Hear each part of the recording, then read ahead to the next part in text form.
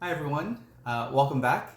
Today we're going to be taking a look at a book called Do Not Take Your Dragon to Dinner, written by Julie Gassman, illustrated by Andy Elkerton, published in 2017.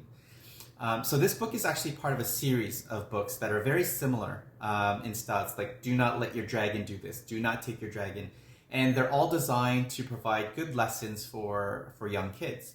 So in this particular story, Do Not Take Your Dragon to Dinner, as you can kind of guess, it's all about table manners, restaurant etiquette, and just, behaving properly in a public place. And so the narrator keeps giving this warning of, don't take your dragon to dinner. It's going to misbehave. It's going to be rude and just ruin the experience for everybody. But there's a girl in the story that, says the dragon is part of her family and she just doesn't want to part from it, even if it's just for dinner, right? Hint, hint, part of the family.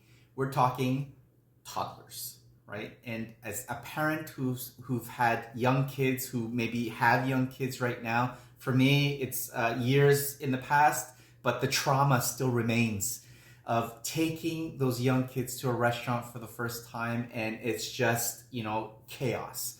And so we've all gone through this experience, and many of you, I think, are already are going through it right now. And it's very tiring. It's a frustrating experience trying to take your toddlers to a restaurant to eat. And so while some kids may actually do fine, there are others that get restless, and out comes the dragon. So again, in the story, the dragon represents kids who may not have learned how to behave in a restaurant just yet. And I think that's a great idea instead of using an actual human boy or girl in the story. Kids reading the story, or when you're reading the story to your kids, or if they're listening to me read it, they can help by thinking of additional ways that the dragon can behave better, so it can eat at the restaurant together with its family. And talking to your kids about this while you read or after you read the book is a great way to get them thinking more about how we should behave in a public place. So I think I really love books that kind of encourage that conversation between you and your kids.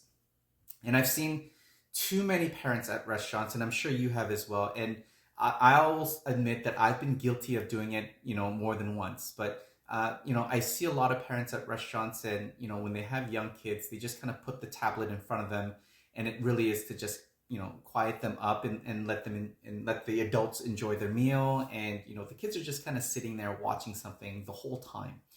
And I don't know, it doesn't seem right. On one hand, I completely understand. Like I said, I've done it too in the past. But at the same time, it's not healthy to expose these young kids to these kinds of addictive devices at such a young age. Believe me, it gets worse when they're teenagers.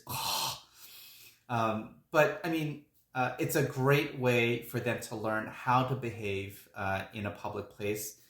So, at the very least, going through reading this book together with them, and talking about these, what good behavior is in a public environment, might help to at least maybe reduce the amount of screen time at a restaurant. So you don't have to kind of have them sit and watch the thing for the whole duration of the time. And the kids will really love the illustrations of the book. They add humor to the story. They're bright, they're colorful, and the drawings have a very modern look to them that I think the kids will really enjoy. So if you have kids 2 to 8, it's a great book to pick up for them.